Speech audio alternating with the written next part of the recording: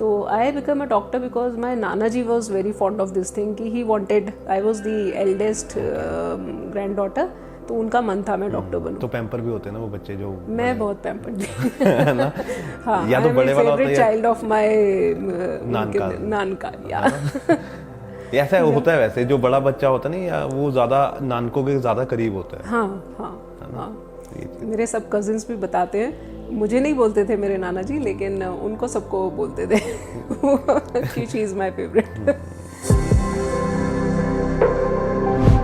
कोई भी पेशेंट आपके पास फर्स्ट टाइम आएगा तो पहले ही बार में ओपन नहीं होता, वो फिर आपको धीरे धीरे पता लगता है, व्हेन दे गेट पैली विद यू, उनको आप पे ट्रस्ट होता है, फिर वो अपनी पर्सनल प्रॉब्लम्स भी बताते हैं।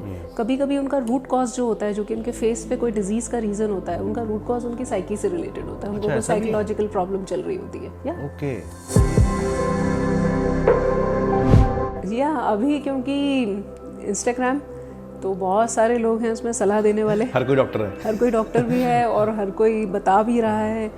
तो यू वॉन्ट बिलीव 17-18 ईयर्स की लड़कियां इतना बड़ा बैग भर के मेरे पास लेके आती हैं, उनका डे के रूटीन है, ये आफ्टरनून, ये नाइट के रूटीन।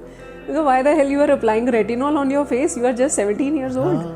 नहीं, इससे कभी उम्र नहीं बढ़ेगी हमारी। मैंने कहा ऐसा नहीं हो सकता, उम्र तो बढ़ेगी आप उसको स्लो कर सकते हो, स्लो कर सकते हो। There is certain age when you have to use certain products, so you need to have proper guidance about that thing कि कैसे लगानी है चीज ना, कैसे लगानी है और कैसे यूज करनी है। इस चीज़ को लेके काफ़ी सारी प्रॉब्लम्स आती है, और फैमिली में हस्बैंड वाइफ में प्रॉब्लम हो रही है लुक्स को लेके, ये भी चीज़ें आती हैं बहुत ज़्यादा। या फिर इन लॉज कईयों को एक्सेप्ट नहीं कर रहे होते कि आपके फेस पे स्कार है या आपके फेस पे कुछ है, तो ये उनको कितना ज़्यादा मेंटल सेटबैक लगता होगा, कितना ज़्यादा, कि जो चीज़ उनके हाथ में नहीं है उस चीज़ के कारण आपको रिजेक्शन मिल रही है। हम जब सोशल मीडिया में सबसे पॉपुलर फिगर्स जो कि हमारे यहाँ सेलिब्रिटीज़ होते हैं उनका फेस देखते हैं, तो जिनका आप ओवरडन फेस देखते हो वो उन्होंने खुद करवाया होता है वैसा ओवरडन फेस।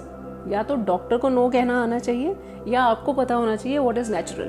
तो इट्स नॉट ऐसा कि आपका हर समय एंटी एजिंग प्रोसीजर आपके फेस पे अननेचुरली लगेगा। बहुत सारी सेलिब्रिटीज हैं बिल्कुल नेचुरली एज करते हैं, ग्रेसफुली एज करते हैं, because they have not overdone और played with their natural features. But if you want something as a real doctor, आपकी जॉब सेटिस्फेक्शन कैसी होगी व्हेन यू रियली किसी को आप ठीक करते हो और वो आते हैं आपको थैंक यू बोल के जाते हैं, उस वक्त इतनी खुशी होती है और इतना अच्छा लगता है उस वक्त जब वो पेशेंट की कोई बहुत ही क्रॉनिक प्रॉब्लम आपने ठीक कर दी होती है, उससे बड़ा खुशी नहीं होती कोई भी।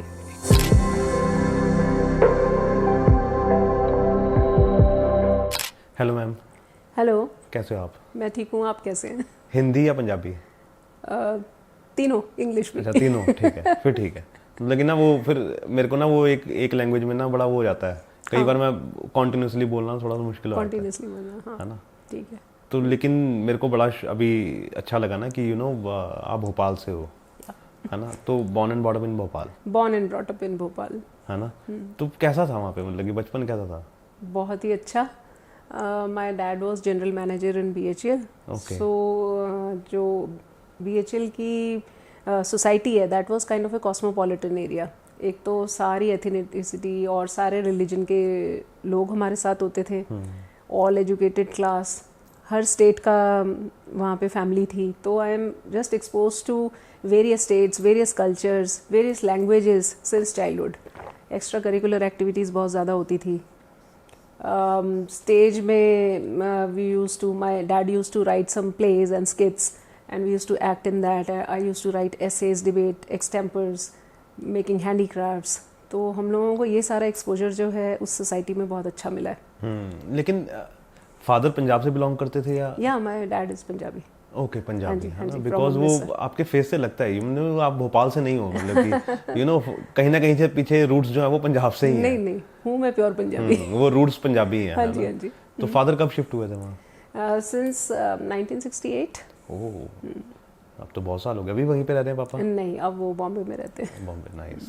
एक्चुअली अब यहाँ का एटमॉस्फेयर उनको पसंद, मज़ा नहीं आता होगा ना, वो उधर का ज़्यादा, है ना? नहीं, ऐसा नहीं है, because he was born and brought up in earlier in Pakistan and then they migrated to India and Amritsar में रहे। He has moved in Punjab like Jalandhar और Phagwara. He has done engineering from Phagwara. तो वो इन सब एरियाज में रहे हैं काफ़ी, and due to his job purpose he went to Bhopal. So because he is an engineer and BHL was a quite it's like mini India. Yes. BHL is like mini India. Yes, और BHEL में काम करना is like a very big thing. हाँ जी, तो जो भी हमें पंजाबी रूट्स मिली हैं वो डैड और मॉम दोनों से ही मिली हैं. तो मम्मा कहाँ से? मम्मा पटियाले. अच्छा, पटियाला, फिर ठीक है.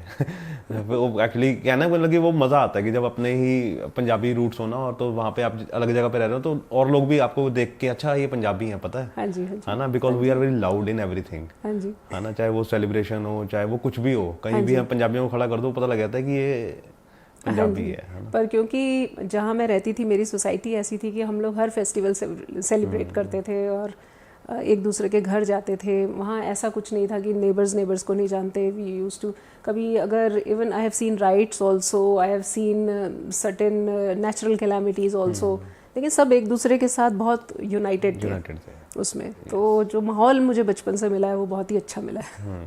नहीं, वो अच्छी चीज़ भी है. और स्कूल कौन सा था भोपाल में? भोपाल में it was in BHL only.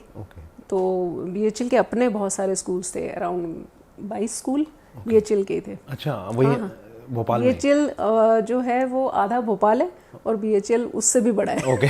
Bhopal में ही. नहीं, वो अच्छी चीज़ है. और मतलब कि अंदर ही रहते थे सारा दिन या बाहर भी कभी होता था? टाउनशिप वो इतनी ह्यूज है टाउनशिप कि आई थिंक वो 10-15 टाइम्स ऑफ चंडीगढ़ है BHL टाउनशिप इटसेल्फ. और बड़ी सुंदर बनी होगी वो. बहुत अच्छी बनी हुई है ना. हाँ जी. तो मिस करते हो? पहले करती थी, now I am used to it. अब तो चंडीगढ़ अच्छा लगने लग गया होगा. हाँ, I am used to it because यहाँ पे भी वैसे ही है सब. Neat and clean roads, society अच्छी, ट्रैफिक रूल्स, ये सब चीज़ें तो ये मैंने बचपन से ही देखी हैं. So I got used to it. तो बचपन से स्टडी का माहौल कैसा था घर में? बिकॉज फादर इंजीनियर है ना. हाँ जी. तो थोड़ा स्ट्रिक्ट था घर में स्टडी को लेकर? नहीं, स्ट्रिक्ट जैसे कुछ नहीं था, लेकिन जैसे मैंने आपको बताया, I have been brought up in born and brought up both in that kind of environment जिसमें पूरी ही एजुकेटेड क्लास है. हम बचपन से सिर्फ 2 ही प्रोफेशन सुनते थे, डॉक्टर्स या इंजीनियर्स. तो हर घर में कोई डॉक्टर है, कोई इंजीनियर है, सबके बच्चे ऐसे ही थे. सही बात है. तो एकेडमिक्स की तरफ हम लोग शुरू से ही थे. तो ऐसा कुछ नहीं था कि घर पे प्रेशराइज किया जाता था कि आप क्या बनना चाहते हो, जो आपकी विश है वो बनो. तो I become a doctor because my नाना जी was very fond of this thing कि he wanted, I was the eldest granddaughter, तो उनका मन था मैं डॉक्टर बनूं. तो पैम्पर भी होते हैं ना वो बच्चे जो. मैं बहुत पैम्पर्ड है ना. हाँ, या तो बड़े वाला होता है, चाइल्ड ऑफ माय नानका. या ऐसा होता है वैसे, जो बड़ा बच्चा होता है ना, या वो ज्यादा नानकों के ज्यादा करीब होता है. हाँ. मेरे सब कजिन्स भी बताते हैं, मुझे नहीं बोलते थे मेरे नाना जी, लेकिन उनको सबको बोलते थे कि शी इज माय फेवरेट. ये भी अच्छी चीज है वैसे, है ना. हाँ जी. तो you are a single child या? नहीं, I have brother and sister as well. Okay. तो वो क्या कर रहे हैं अभी? माय ब्रदर इज वो ट्रेनिंग लाइन में है. He was insurance training line में. He was earlier in HDFC. Now he is in Edelweiss at the rank of vice president. My sister is a teacher and she has done MSc BEd in mathematics. मतलब कि सभी है ना, पढ़ने वाले बच्चे हैं. सभी पढ़ने वाले. तो शरारतें कब की? मैंने तो कभी नहीं की. कभी स्कूल में भी नहीं की? नहीं, मैंने कभी नहीं की. I was very studious. कोई एक आई घर पे शिकायत आई हो? कभी भी नहीं. कभी भी नहीं. कभी बहन की या भाई की शिकायत लगाई हो पापा को?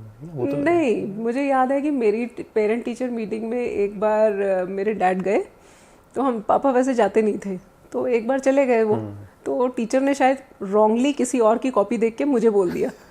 तो पापा कहते और भी मेरे भाई बहनों का किसी का भी बोलो, किसी के बच्चे का, पर इसका मैं नहीं सुन सकता और मैं यकीन भी नहीं करूंगा ये कॉपी गलत है. नहीं, वो ठीक है ना, क्योंकि उनको विश्वास होगा अपने बच्चे पे कि ये तो हो ही नहीं सकता. कभी ये हो ही नहीं सकता. फिर उन्होंने चेक किया तो it was mistake on their part. तो आप कभी वो वाले बच्चे थे कि जैसे आपके 95 नंबर आए हैं और आप टीचर से लड़ने चले गए हो कि मैम मेरे तो 97 बनते हैं? नहीं, हमारे ऐसे होता ही नहीं था कभी भी. अच्छा, पहले ही 97 आते थे. ये भी ठीक है. आते थे. तो कब सोचा मन में कि हम जब आई थिंक +1 +2 में होते हैं ना, तब हम सोचते हैं कि हमने क्या करना है. तो आपके मन में कब आया कि मुझे इस लाइन की तरफ जाना है? लाइक मैं जब हमें थोड़ा सा अपना एप्टीट्यूड पता चलना शुरू हो जाता है कि हमें कौन सा ब्रांच ज़्यादा पसंद है, तो मुझे ऐसा लगता था कि साइंस के जो बहुत डिफ़िकल्ट वर्ड्स होते हैं, जो बॉटनी ज़ूलॉजी के होते हैं, मुझे अपने आप ही याद भी होते थे और अपने आप मुझे बोलने भी आते थे. Like I used to see my brother and sister, they used to find it very difficult to memorize those family of the plant and family of the animals and all these things. If you know science तो you might understand all these things, सब kingdom, ये सब कुछ याद करना पड़ता था, पर मुझे होते थे जाए। तो आई थॉट कि मेरा जो है aptitude is towards science only. Maths मुझे अभी भी बहुत डिफिकल्ट लगता है, मुझे सिर्फ प्लस और माइनस ही कर लो। नहीं वो जो आप कर रहे हो वो बहुत जरूरी है, वो मतलब कि पूरा मैथ्स ना आए लेकिन वो जो प्रॉफिट लॉस है ना वो समझ आना चाहिए। वो भी मेरा डिफिकल्ट है ना। तो नहीं वो डिफिकल्ट नहीं है। आई हैव अ स्टाफ जो कैलकुलेट कर देती है। वो भी अच्छी चीज है, लेकिन उनको भी तो देखना हुआ है ना, लेकिन इतना भी खराब नहीं होगा आपका, आई नो। ठीक है, तो फिर कैसे हुआ फिर जब आपको लगा कि मुझे बचपन से नाना मम्मी बनना चाहते थे डॉक्टर, पर मम्मी का क्या हुआ कि उन्होंने जब साइंस ली तो उनका डिसेक्शन हो रहा था उनकी क्लास में, तो she got scared of dissecting a frog. We used to dissect a frog, छोटे एनिमल्स पहले होते थे, तो उन्होंने छोड़ दिया साइंस। फिर तब मुझे मम्मी कहते थे कि नाना जी चाहते थे डॉक्टर बने, तो मेरे माइंड में कहीं था और मेरा इंटरेस्ट भी था शुरू से। और मुझे हमेशा in my life I am going to do this someday और the other, I am a philanthropist. मुझे ऐसा लगता है कि जब मेरी सारी रिक्वायरमेंट्स और ये सब पूरा है तो मैं सब कुछ जो है मैं किसी ऐसी लाइन में जाऊंगी जहाँ पे मैं सिर्फ सेवा भाव से सब कुछ कर सकूँ। हमेशा से मैंने बहुत चैरिटी भी साथ साथ की है बहुत सालों से। नहीं वो एक्चुअली क्या होता है ना कि हम एक ना हमारा दो टाइप का एक फेज होता है, मतलब कि एक तो हम वो होते हैं जो हम कमर्शियल हैं, है ना, एक हम वो होते हैं जो हम किसी को दिखाना नहीं चाहते लेकिन हम वो चीज़ें करते हैं, जैसे चैरिटी वगैरह। और मुझे लगता है कि वो हर, चाहे वो छोटा डॉक्टर है चाहे वो बड़ा डॉक्टर है ना, चाहे वो टीचर है चाहे वो कोई भी है, वो कहीं ना कहीं कोई भी है सोसाइटी से वो करता ही करता है उस चीज़ को। और ये भी अच्छी चीज़ है कि वो करनी भी चाहिए, है ना, बिकॉज जो हमें सोसाइटी ने दिया हम पे बैक भी करें उसको, है ना। तो ये भोपाल से ही आपने सब स्टडी की? हाँ जी। तो कॉलेज कौन सा था वहाँ पे? Gandhi medical college. Gandhi medical college government college है। ओके, तो कभी ये नहीं सोचा कि यार भोपाल से बाहर जाके मेडिकल करूँ किसी और अच्छी जगह पे, या ये था कि नहीं भोपाल? नहीं ये तो नहीं था, क्योंकि मैं अपनी फैमिली में दी ओनली डॉक्टर हूँ आज तक, first doctor and the only doctor. तो बाकी सब अलग अलग ब्रांचेस में है। तो उस वक्त माई डैड वॉज कंजर्वेटिव, उनको ऐसा लगता था कि बाहर के शहर में कैसे भेजेंगे। तो उन्होंने मुझे कहा था कि if you get it through in Bhopal was capital of Madhya Pradesh, तो वहाँ पे सबसे ज़्यादा हाई रैंक जाता था। If you get it so I will send you to medical, if you get less marks and you go to some other college then I will not send you. तो मुझे वो मन में था ही। पर that time there were only 5 medical colleges in Madhya Pradesh, जो कि अलग अलग थे सिटी में। सो मेरे टाइम में जो मार्क्स थे वो इतने हाई गए थे कि पीएमटी के जो एग्ज़ाम्स हुए थे उसमें 85% पे एडमिशन क्लोज हो गई थी। क्लोज हो गई थी मतलब कि सोचो ऊपर कितना गया होगा। सो बहुत लोग तो रिजल्ट ही नहीं देखने गए थे, अपना पापा के जो कलीग्स थे अपने बच्चों का देखने ही नहीं गए थे रिजल्ट। तो डैड आस्क्ड मी कि मैं जाऊं क्या देखने, मैंने कहा हाँ जाओ आप आगे। मेरे को विश्वास है कि मैं भोपाल में ही हूँ। आप जाओ देखो। सही बात है। तो फिर जब फर्स्ट डे था ना, बिकॉज मम्मा ने भी की है ना और उनको डर लग गया है ना, वो जो ये तो हम 12th में कर चुके होते हैं। अच्छा 11th-12th में कर चुके होते हैं। ओके, तो आपका डर निकल चुका था। हाँ, एमबीबीएस में तो यू सी दी कैडेवर्स ना, आप तो डिसेक्शन तो कैडेवर्स पे करते हो। राइट। तो फिर कैसे स्टार्ट, वहाँ पे क्या माहौल था सारा गांधी के मेडिकल कॉलेज में? अच्छा माहौल था काफ़ी। मुझे तो लगता है कि हम लोगों का जो बेस नॉलेज का है और स्टडी का है, आजकल वैसा होता है कि नहीं होता है, I am not very sure of this thing, लेकिन हम लोगों के जो टीचर्स थे वो सब आइकॉन है, जिनको उनके नाम से जाना जाता है कि ये फिजिशियन है, ये कार्डियोलॉजिस्ट है, ये सर्जन है, ये ऑफ्थल्मोलॉजिस्ट है। ऑल ओवर इंडिया दे वर रिकग्नाइज्ड टीचर्स। हमारे एकेडमिक्स में बहुत वो होता था। क्लिनिक्स जो हम जाते हैं, जैसे हम जो प्रैक्टिकल नॉलेज गेन करते हैं उनको क्लिनिक्स कहते हैं, जो कि 3rd ईयर से ही स्टार्ट हो जाता है। सो क्लिनिकल स्टडी हमें बहुत कराई जाती थी। जो पेशेंट्स हमने देखे हैं या स्टडी करते थे हम, जिन पेशेंट्स पे प्रैक्टिकल नॉलेज लेते थे, तो एमबीबीएस लेवल पे भी जो माइंड में इम्प्रेशन बना है या जो एग्जामिनेशन आपका बेस जो उन्होंने स्टडी का दिया है वो बहुत अच्छा था। इसका बहुत अच्छा था। सही बात है। तो वो बिकॉज वो भी जरूरी है ना कि कोई टच में है तब के डॉक्टर आपके टीचर्स जो भी? हाँ ऑफ कोर्स जो भी हैं, तो कभी हम जाते हैं तो मिलते हैं उनसे। अच्छा वो रीयूनियन होती है अभी? रीयूनियन वगैरह तो ऐसे नहीं होती है कि हर साल होगी, वंस इन अ वाइल कभी होता है। तो क्या डॉक्टर सच में वैसे होते हैं जैसे कबीर सिंह में दिखाए हैं? नहीं। आपने देखी है कबीर सिंह? हाँ देखी हुई है। ओके, वैसे नहीं ऐसा कोई माहौल नहीं होता वहाँ पे ना, मतलब कि मेरे को लगता है डॉक्टर तो बड़े शांत होते हैं ना, मतलब कि शांत होते हैं ठीक है, लेकिन उसमें तो बहुत एक्सट्रीम दिखाया गया। उसमें मे बी सब मेडिकल कॉलेज में होता होगा, बट हमारे टाइम पे आपके वहाँ पे शरारतें तो नहीं होती थी ऐसी? करते थे लोग, ठीक है करते थे, लेकिन इस तरह से नहीं होता था जैसे वो मूवी में हो रहा है। Not at all. शरारतें एक अलग चीज़ है ना, मतलब कि और पढ़ाई एक अलग चीज़ है, शरारतें भी होनी जरूरी है। एक्चुअली पढ़ने से ही फुर्सत मिलेगी तो शरारतें करेंगे ना सब लोग। तो कितना सुबह 7 o'clock से तो क्लासेस होती थी हमारी, शाम तो के मुझे यही जानना है, बिकॉज यू नो MBBS करना है ना, या मेडिकल की लाइन में जाना है, कोई आसान चीज़ नहीं है ना, है ना। आजकल के बच्चे यू नो इंस्टाग्राम में ज़्यादा घुसे हुए हैं ना, यूट्यूब में ज़्यादा घुसे हुए हैं। मैं ये जानना चाहता हूँ कि आपका क्या फोकस रहता था उस समय स्टडी को लेकर, बिकॉज इतने घंटे बैठना नॉट एज इजी जॉब। आज भी बच्चे बैठते हैं UPSC के लिए, IAS की तैयारी के लिए, लेकिन आपका क्या फोकस रहता है? कंपटीशन टफ हो गया है क्योंकि नंबर ऑफ कैंडिडेट्स बहुत इंक्रीज हो गए हैं ना, और कंपटीशन की लेवल बहुत हाई हो गई है। कई बार इवन मैंने अभी भी जब नीट की प्रिपरेशन कर रहे होते बच्चे, कई बार पेशेंट्स मेरे पास आते हैं जो बच्चे नीट की तैयारी कर रहे होते हैं, तो PG लेवल के क्वेश्चंस उनको नीट में आ रहे होते हैं। तो वो 12th की खाली पढ़ाई नहीं होती है, उनको बहुत सारी मेडिकल की भी नॉलेज पहले से गेन करनी पड़ती है। और कंपटीशन भी बढ़ गया ना, आगे से पॉपुलेशन भी ज़्यादा हो गई है। पॉपुलेशन भी ज़्यादा हो गई है, तो हमारा जो क्लिनिकल नॉलेज था, आई थिंक अभी कैडवरिक डिसेक्शन वगैरह तो बहुत सारे मेडिकल कॉलेजेस में बंद हो गया। हमारे टाइम पे होता था कि जो अनक्लेम्ड बॉडीज़ होती थी वो कोई डोनेट कर देते थे मेडिकल कॉलेज में, तो हम लोग उनको हमें दिया जाता था स्टडी करने के लिए। तो हमने तो देखा हुआ है कहाँ कौन सी नर्व्स हैं, वेसल्स हैं, ऑर्गन्स कैसे प्लेस है, तो आपकी आंख में इंप्रेशन बना रहता है क्योंकि आपने देखा हुआ है वो हमेशा से। तो अभी कम हो गया ऐसा जो आप? सब मेडिकल कॉलेजेस में नहीं है, हम लोगों को 8 या 10 स्टूडेंट्स को एक कैडवर मिलता था। अब बहुत सारों को एक मिलता है, या फिर पूरी क्लास को बैचेस में एक मिलता है, जिसमें आपके जो एनाटॉमी के टीचर्स हैं वो डिसेक्ट करके दिखाते हैं, आपको डिसेक्शन करने के लिए नहीं मिलता। लेकिन वो भी एक मेरे को लगता है कि यू नो जैसे आपने सीखा है वो ज़्यादा अच्छा है मेरे को लगता है। हमने खुद किया है ना डिसेक्शन। हाँ, क्योंकि किसी स्टूडेंट के लिए वो ज़्यादा इजी है। हाँ, ना, वो ज़्यादा इजी है। कितना कट लगेगा है ना, कैसे होगा, कैसे लगेगा, कैसे लगेगा, क्या करेगा। तो मेरे को लगता है लेकिन लोगों को थोड़ी सी अवेयरनेस होनी चाहिए कि अगर वो बॉडी अपनी डोनेट कर दे, है ना, ताकि सीखने में आसानी रहे, है ना। हाँ, डोनेट करते हैं आजकल तो ऑर्गन डोनेशन स्टार्ट हो गया है, तो मे बी शायद इसलिए नहीं करते लोग। और कैडवर्स के लिए भी people are becoming conscious, that is why the method of education has change with time, things change. तो ऐसा होता है। जब वहाँ से क्लियर हुआ है ना गांधी मेडिकल कॉलेज, है ना, तो उसके बाद क्या सोचा, फिर क्या करना है? उसके बाद पहले ये होता है कि शादी। अच्छा, पेरेंट्स को था कि शादी कर देते हैं। तो ऐसा क्यों लगा उनको कि अभी तो जिंदगी शुरू हुई थी? बस उन लोगों को लगता है कि शादी के बाद भी PG हो जाएगी और फिर ठीक है। तो हम लोग अपने टाइम में ऐसा नहीं होता था कि अभी हम आगे कर रहे हैं, हम ट्राई कर रहे हैं, साथ साथ भी पढ़ रहे हैं। बच्चों की आई थिंक मेरे ख्याल से चलती नहीं थी पेरेंट्स की, अभी भी बहुत कम ऐसी फैमिलीज हैं जहाँ पे चलती है मेरे को लगता है, और पेरेंट्स की चलनी चाहिए हमेशा, क्योंकि वो जो डिसीजन लेते हैं वो सही लेते हैं मेरे को लगता है ना। वो बाद में कहते हैं कि आगे जाके आपको पता लगता है कि जो पापा ने किया वो ठीक किया। मुझे तो हमेशा से लगता है मेरे पेरेंट्स ने जो भी किया, फिर शादी हो गई। तो वो रिश्ता कैसे मिला, मेरे को वो भी जानना है। हमारे घर आया रिश्ता। अच्छा, अपने आप कि लड़की भाई हाँ शादी करनी, मेडिकल कर रही है, कर ली है, तो वो भी डॉक्टर है? डॉक्टर है। वो किस चीज़ के? वो एनेस्थीसिया एंड क्रिटिकल केयर के डॉक्टर है। ओके, तो उस समय वो चंडीगढ़ में ही थे?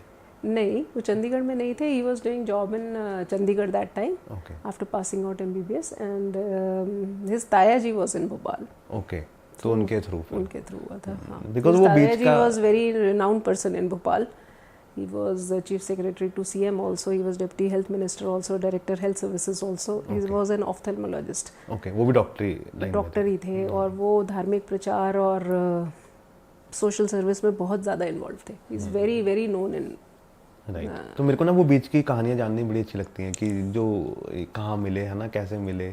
आई नो थोड़ा सा वो हो जाता है, लेकिन वो मज़ा आता है बिकॉज यू नो आज जब बैठ के आप याद करो या जब भी इस इंटरव्यू को देखो तो आपकी वो यादें ताज़ा हो जाए, मेरे को वही जानना होता है ना। तो फर्स्ट मीटिंग कैसी थी? मेरे हस्बैंड से? हाँ, देखने के लिए आए थे वो लोग, जिनके घर में कॉमन आए थे। हमारे में ऐसे नहीं होता था कि जाओ वहाँ पे बात करो और उधर मिल लो, बस आए, पापा मम्मी ने तय कर दिया रिश्ता। ओके, तो उसके बाद फिर आप शिफ्ट हो गए चंडीगढ़ मैरिज के बाद? हाँ। तो फिर जिंदगी कैसे बदली?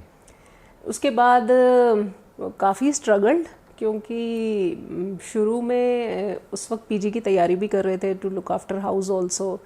मेरे हस्बैंड के डैड काफ़ी उनकी 10th 12th के बाद ही पास्ड अवे, तो he was not having his dad. तो हम दोनों जॉब्स करते थे। देन वी जॉइंड हिमाचल की जॉब। हिमाचल में पहले इंटीरियर में initial jobs they used to give in very interior areas to non-Himachalis. So non-Himachalis mean we got it in Lahaul Spiti. Oh, So we have stayed there for around 28 months in Kaza, okay. Spiti area. 28 months. 28 months, yes. सर्दी गर्मी सब देखा आपने, वहाँ तो रहती सर्दी है ना। हाँ, -40, सही -50, it's a desert area. Desert but area. अब तो लोग एज टूरिज्म के लिए पॉइंट ऑफ व्यू से जाते हैं, पर हम वहाँ रहे हैं। सही बात है, लेकिन मैं वही पूछने लगा था आपसे, आपको कोई बोलता होगा कि यार लाहौल स्पीति, आप कहते हो कि भाई ऐसा है 28 महीने लगा दिए बहुत देख लिया मैंने, है ना, कहीं और चलते हैं, वहाँ नहीं कहीं और जाना। हाँ, तो कैसा था वहाँ पे उस समय? बिकॉज उस समय तो जब आप ये बात कर रहे हो, आई थिंक कितने साल पुरानी बात कर रहे हो? 18 साल पहले। अब जाके वहाँ पे अभी भी कुछ नहीं मिलता है, लेकिन मेरे को लगता है 18 अभी साल पता नहीं मिलता है कि नहीं, कुछ टूरिज्म के लिए जब जाते हैं या कार रैलीज जाते हैं, बट इन आवर टाइम्स वहाँ थे 4 डॉक्टर्स पोस्टेड थे वहाँ पे। और ये था कि खाने पीने के लिए वहाँ पे सिर्फ दालें ही मिलती हैं, सब्जियाँ, vegetable, there is no vegetation, no trees over there, but government ने वहाँ पे लोगों को बसाया हुआ है। लेकिन लोग बहुत रिस्पेक्ट करते हैं वहाँ पे, इट्स लाइक अ फैमिली, और सभी आपसे जुड़े होते हैं, चाहे वो डीसी हो, चाहे एडीसी हो, एसडीएम हो, इट्स लाइक अ फैमिली। वहाँ पे कोई ऐसा ऑफिसर और वो सब नहीं रहता है। तो सब मिलने जा रहे हैं तो आपस में मिलने जा रहे हैं, पीडब्ल्यूडी वाले और इलेक्ट्रिकल डिवीजन वाले, because all were civilians over there ना। तो जो भी थे वहाँ, अपार्ट फ्रॉम वहाँ के जो लोकल इनहैबिटेंट्स थे, उनके अलावा वो ट्राइबल एरिया है। तो मैम फिर 28 महीने आप स्पीति वैली में रहे, है ना, तो उसके बाद फिर कहाँ शिफ्ट हुए? फिर ट्रांसफ़र हो गई हमारी, मेरे हस्बैंड की कुछ ओरिएंटेशन ट्रेनिंग आई, then I was staying in Chandigarh. और फिर मेरे हस्बैंड हिमाचल में होते थे, हम आते जाते रहते थे वहाँ पे। Then slowly and slowly then we shifted to Shimla. Shimla में I did my research officers project in dermatology.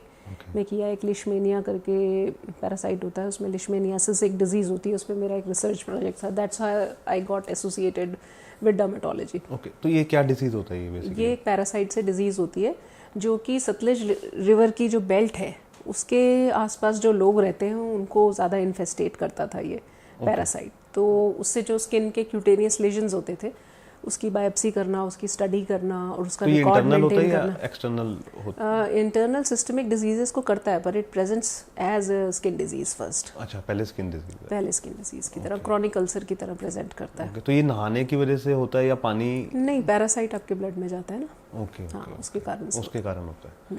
Okay, तो फिर जब शिमला में ये आपने, है ना, अपनी स्पेशलाइजेशन की, फिर उसके बाद लाइफ? उसके बाद वहीं गवर्नमेंट जॉब ही थी शिमला में बहुत टाइम तक। फिर देन मैंने अपनी आगे junior residency, senior residency complete की डर्मेटोलॉजी डिपार्टमेंट में। अपना पोस्ट ग्रेजुएशन किया एस्थेटिक्स में, जो कि मेडिकल कॉस्मेटोलॉजी में स्पेशलाइज करता है। वो सब कोर्सेज किए इस दौरान, अपनी स्किल्स को रिफ़ाइन किया, क्योंकि ये सब कोर्सेज जो हैं डिफरेंट जगह पे जाके करने पड़ते थे। और इसके जो इवन आपको इसमें जो एक्सपर्टीज़ है करनी है बोटॉक्स फिलर्स में या एस्थेटिक प्रोसीजर्स में, हेयर ट्रांसप्लांट्स में, आपको डिफरेंट कोर्सेज करने पड़ते थे। वो सब किए। Then I was working. ये इंडिया से ही किए सारे कोर्सेज या? हाँ, इंडिया से किए हैं, कुछ फॉरेन एफिलिएशंस के कोर्सेज भी हैं जो कि किए हैं। और फिर कुछ सीनियर डॉक्टर्स के साथ भी काम किया, जिससे अपनी थोड़ा पॉलिश किया अपनी। Then I opened up my own centre. और ये कितने सालों बाद शुरू मैंने 2012 से अपना ओपन किया हुआ सेंटर। हाँ, तो क्यों डिसीजन लिया कि मुझे अब अपना करना है, मतलब कि अब जॉब नहीं? एक तो ये होता है सबसे पहले कि अपनी मर्जी से काम करने को मिलता है। आपका फ्री हैंड होता है कि आप क्या करना चाहते हो, कितने एथिकल आप होना चाहते हो, कितनी सोशल सर्विस आप करना चाहते हो, और आपके अपने रूल्स होते हैं सारे के सारे। तो फिर आप थोड़ा सा बंदे रहते हो। हाँ, और कभी ऐसा कुछ काम जो हम ना करना चाहें वो भी करना पड़ता है। पर यहाँ मेरी अपनी मर्जी है कि मैं जो नहीं करना चाहती मैं नहीं करती। और अपने मुझे किस लाइन पे चलना है या कौन से मॉरल्स मुझे फॉलो करने अपनी लाइफ में, वो मेरे ऊपर डिपेंड करता है सारा। और एक टाइम पे जाके ना हर इंसान को ना अपने लिए टाइम चाहिए होता है। हाँ, है ना, बिकॉज आपने सारी उम्र शिमला, है ना, स्पीति वैली और हिमाचल तो मेरे ख्याल से पूरा। ऐसा नहीं है, अपने काम में आप ज्यादा बिजी होते हैं। हाँ, अपने काम में फिक्स आवर्स है। ये तो है, ये अपने काम में आप all the time 24 hours busy हो। और टेंशन ज्यादा मेरे को लगता है। टेंशन तो नहीं कह सकते, लेकिन क्योंकि आपका ही है ना सब कुछ, आपका अपना पूरा सेटअप है। तो इट्स लाइक योर बेबी, आप जितना भी उसको ग्रूम करोगे, जितना अच्छे से करोगे, अपनी स्किल्स को जितना रिफाइन करोगे, उतना ज़्यादा वो ग्रो करेगा। ऐसा है। ये तो है। तो एस्थेटिक्स बेसिकली जो पेशेंट्स हमारे पास आते हैं, they are not actually patients, वो ठीक होते हैं और वो और ज़्यादा ठीक होने के लिए आते हैं। मैं वो उसी चीज़ पे आ रहा था, बिकॉज क्या है ना कि 2012 में आपने स्टार्ट की है ना, मेरे को लगता है अभी भी लोगों को बोटॉक्स के बारे में थोड़ी सी वो डर है ना, लेकिन उस 2012 में तो बहुत ज़्यादा था, बहुत ज़्यादा। हम सुनते थे कि अच्छा बॉलीवुड की किसी सेलिब्रिटी ने करवा लिया है ना, कि हमें लगता था यार ये क्यों करवा रही है ना, मतलब कि अभी फेस कितना खराब लग रहा है इसका।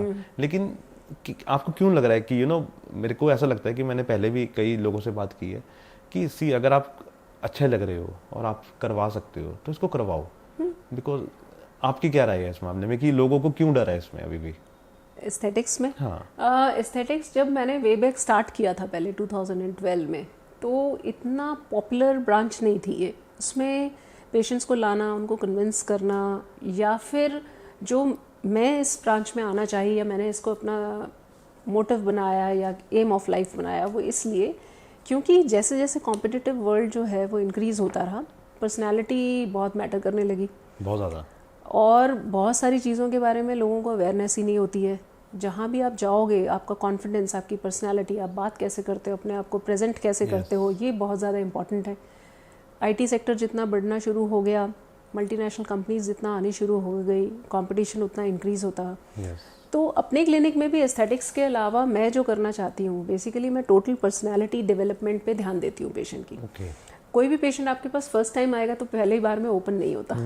वो फिर आपको धीरे धीरे पता लगता है, व्हेन दे गेट पैली विद यू, उनको आप पे ट्रस्ट होता है, फिर वो अपनी पर्सनल प्रॉब्लम्स भी बताते हैं। कभी कभी उनका रूट कॉज जो होता है, जो कि उनके फेस पे कोई डिजीज का रीजन होता है, उनका रूट कॉज उनकी साइकी से रिलेटेड होता है, उनको कोई साइकोलॉजिकल प्रॉब्लम चल रही होती है। ओके, ये मेरे को फर्स्ट टाइम किसी ने बोला कि अगर फेस पे कुछ है तो वो साइकोलॉजिकल। काफ़ी सारी डिजीजेस, जैसे किसी को एक्ने है और वो एक्ने को छिलते रहते हैं, तो छिलने से उनके एक्ने बनते रहते हैं, वो एक टाइप ऑफ एक्ने है जो कि बहुत कॉमनली पेशेंट को होता है। एक्ने एक्सकोरिया बोलते हैं, या मार्क्स जो डाल रहे हैं, या आजकल जो बहुत सारे प्रोडक्ट्स लगाते हैं, या रॉन्ग क्रीम्स या over the counter preparations buy करते हैं और अपने फेस के ऊपर लगाते हैं।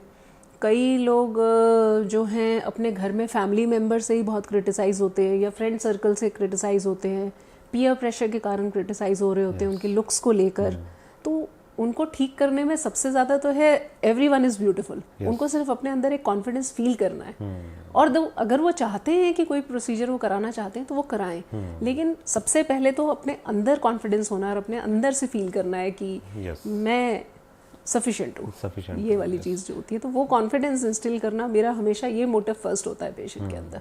ये चीज़। और एक चीज़ और मैम कि मेरे को एक ऐसा लगता है कि ज़्यादा जो बड़े उम्र के लोग हैं वो इसको ज़्यादा करवाते हैं, या आजकल यंगस्टर्स भी इस चीज़ में? सब करवाते हैं। बड़े उम्र के लोग हम ऐसा नहीं कह सकते, उसमें अवेयरनेस बहुत कम है। जैसे लोगों का ऐसा मानना है हम 40-50 हो गए, अब क्या ज़रूरत है, लाइफ कहाँ ख़त्म होती है, 40-50 इज़ नथिंग। बिल्कुल, आजकल तो वो न्यू टर्म है ना, 40 इज़ द न्यू 20s, हाँ, तो जैसे हम कभी फॉरेन कंट्रीज़ में विजिट करते हैं, वहाँ इट्स बेसिकली सेल्फ केयर। वहाँ पे हम लोगों को देखते हैं, इतनी ओल्ड लेडीज़ होंगे, इतने ओल्ड मैन होंगे जो स्विमिंग कर रहे हैं, पार्लर में जा रहे हैं, जिम जा रहे हैं, एक्सरसाइज कर रहे हैं। पर हमारे यहाँ एक सर्टेन एज का एक टैबू है कि इतनी एज के बाद हो गए तो you are not allowed to do this. मतलब कि 60 के बाद तो बिल्कुल ही एक तो नौकरी नहीं कर सकते, ऊपर से कुछ भी नहीं कर सकते। क्योंकि आसपास वाले लोग ही बहुत ज्यादा ये बोलना शुरू कर देंगे, अरे तुम्हारी इतनी एज हो गई, you should behave like this. सिर्फ मंदिर जाया करो, बट व्हाई या गुरुद्वारे जाया करो। मतलब कि ठीक है, पार्टी भी कर सकते हैं 60 साल से ऊपर के लोग, क्यों नहीं कर सकते? They have right to live, everybody has right to live. तो जनरली जो अभी हमारे पास पेशेंट आते हैं, यंगस्टर्स तो आते हैं as they start going to college या कुछ हुआ, इवन छोटे बच्चे भी बहुत कॉन्शियस होने लगे हैं, क्योंकि इंटरनेट एंड एक्सपोजर बहुत ज़्यादा इंक्रीज हो चुका है बच्चों का भी। तो अर्ली प्यूबर्टी होने लग गई है लोगों में, तो डिजीज़ ऑनसेट भी जो है वो बहुत अर्ली एज में होने लग गया है। तो उसकी स्कारिंग को प्रिवेंट करने के लिए दे कम फॉर ट्रीटमेंट। अभी भी वो इंडिया में एक प्रेवलेंट चीज़ है, होम रेमेडीज़ के नाम पे चीज़ें लगा के फेस खराब करना। सही बात है, गाजनी मिट्टी लगा ली, हाँ, वो बेसन लगा लिया, वो फिर हर चीज़ जो है वो बहुत प्योर नहीं है ना। तो इवन खाने की चीज़ों में इसमें है, आप कुछ लगा रहे हो और इरिटेंट रिएक्शंस हो रहे हैं आपको। फिर रिसर्चेस जैसे जैसे होती हैं तो पता लगता है कि ऐसा हम करते थे तो इसका ये ड्रॉबैक होता था, विच यू नेवर न्यू, ऐसा होता है। फिर सॉरी रोक रहा हूँ, मेरे को लगता है ब्लीच से भी बहुत दिक्कत होती है। ब्लीच तो सबसे हार्मफुल केमिकल है ना। आप सोचिए कि इतना स्ट्रॉन्ग केमिकल आप अपने फेस पे लगा रहे हो। लेकिन पहले क्या होता था कि ब्लीच है तो उससे थोड़ा सा कॉम्प्लेक्शन फेयर दिखता था, कि डार्क बाल आपके गोल्डन ब्राउन हो जाते थे, तो ऐसा लगता था कि आप गोरे हो गए, तो ब्लीच का फैशन प्रेवलेंट हो गया। लेकिन it's such a harmful chemical जो है, उसमें अमोनिया है, और वो आप जब लगा रहे हैं तो आपके फेस पे sun spots, damage, pigmentation, burns, क्या क्या चीज़ें नहीं होती हैं।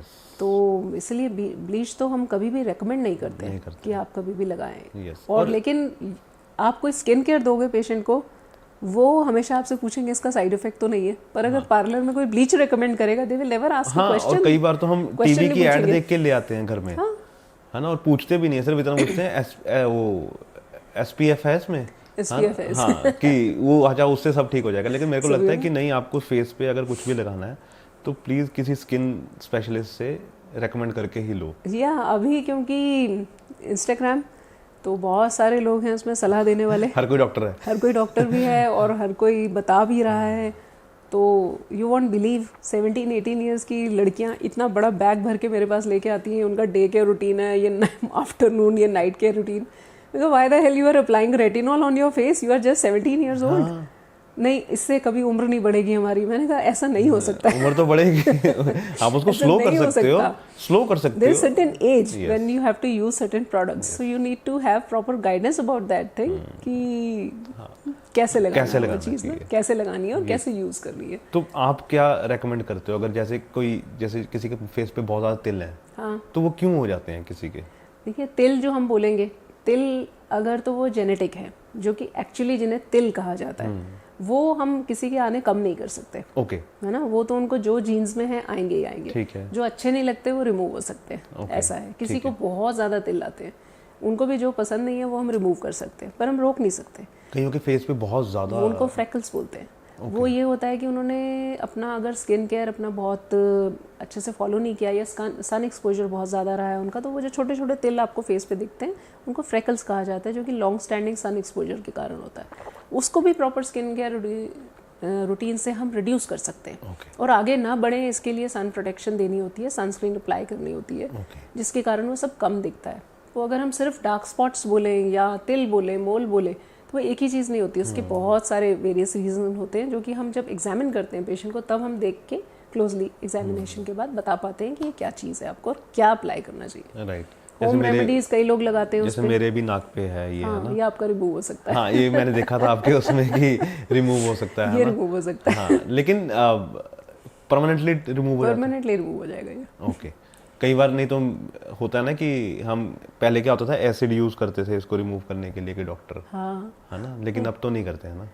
वो स्कारिंग बहुत करता था। ओके। एक पेशेंट मेरी आई थी, उन्होंने उनकी डॉटर के अपर लिप पे मोल होगा, उन्होंने उनको चूना लगा दिया, चूना से बर्न हो गया, और उसका लिप परमानेंटली ऐसा पूरा कॉन्ट्रैक्चर डेवलप हो गया, बर्न कॉन्ट्रैक्चर। फिर उसको आप ठीक कर सकते हैं? रिलीज करना पड़ा सर्जरी करके, जो कि एक छोटा सा 10 मिनट का प्रोसीजर था।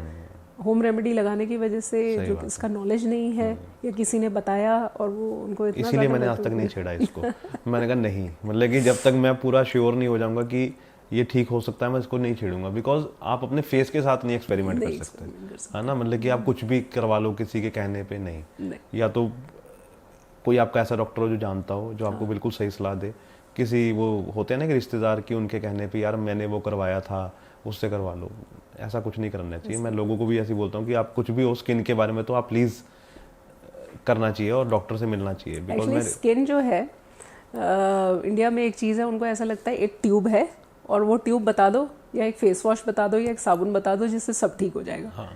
एस्थेटिक्स नहीं है ऐसा सिर्फ कि मुझे दाग धब्बे हो गए एक ट्यूब बता दो, या फेस वॉश कोई अच्छी बता दो। इट्स नॉट लाइक दैट, ऐसे नहीं ठीक होता है।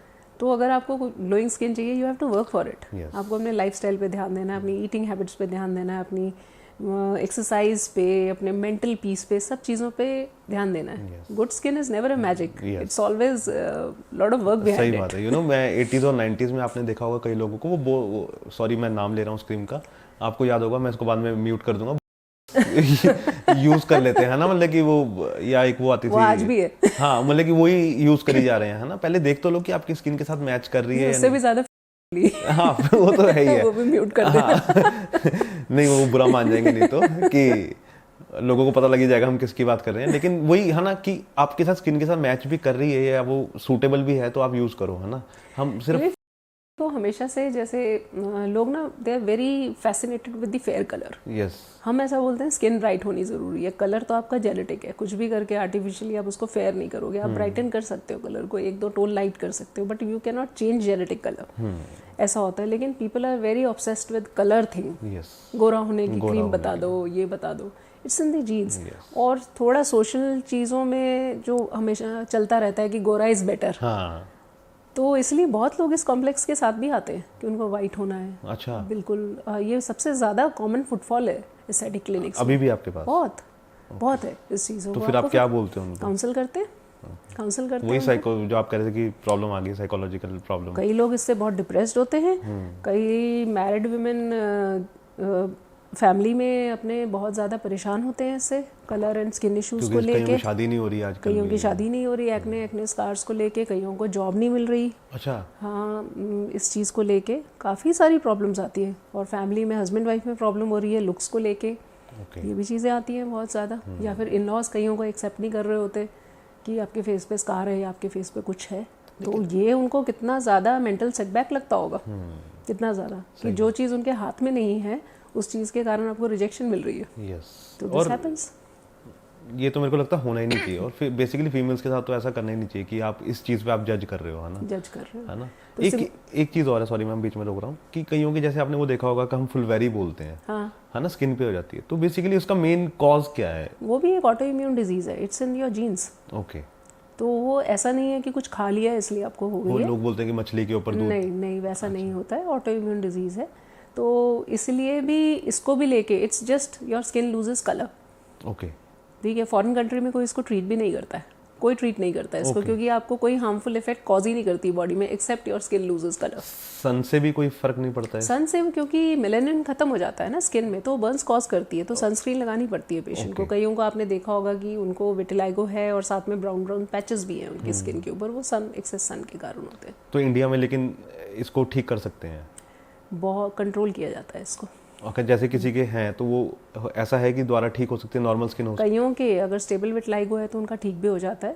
तो कई डर्मेटोलॉजिस्ट जो हैं इसको ट्रीट कर रहे होते हैं विटिलाइगो तो आप करते हो इस चीज़ को? मैं नहीं इसको ठीक करती हूँ। मैं इसके लिए कॉस्मेटिक प्रोसीजर्स जो स्टेबल विटिलाइगो है उसके लिए मैं कर देती हूँ, पर अदरवाइज नहीं ट्रीट करती मैं इसको। नहीं, मैं ट्रीट नहीं करती क्योंकि मेरी स्पेशलाइजेशन एस्थेटिक्स है मेनली।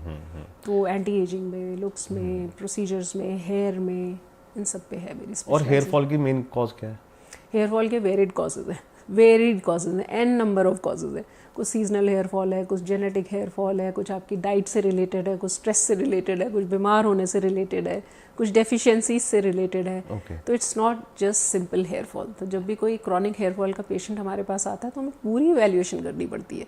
और हेयर एक ऐसी चीज़ है कि झड़ेगी सबसे पहले लेकिन उगेगी सबसे बाद में। हाँ, सही बात है। It will take a long duration of time कि हेयर ग्रोथ आपकी जो है दोबारा से डैमेज होने के बाद से अच्छी हो जाए। लेकिन ऐसा हो सकता है वैसे रिवर्स?